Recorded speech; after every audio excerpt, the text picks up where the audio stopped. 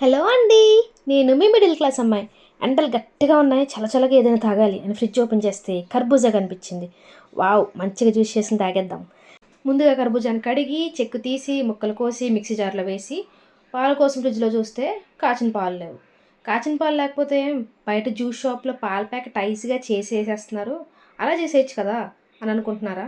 అలా పచ్చి పాలు అన్పాస్చరైజ్డ్ పాలు యూస్ చేస్తే చాలా డేంజర్ అండి. వేరియస్ బ్యాక్టీరియా ఉంటాయి వాటిలో. ఒక్కొక్కసారి డెత్కి కూడా అయితాయంట. వాయమ్మో! కానీ ఇప్పుడు పాలు కాచి వాటిని చల్లార్చేంత టైం లేదే.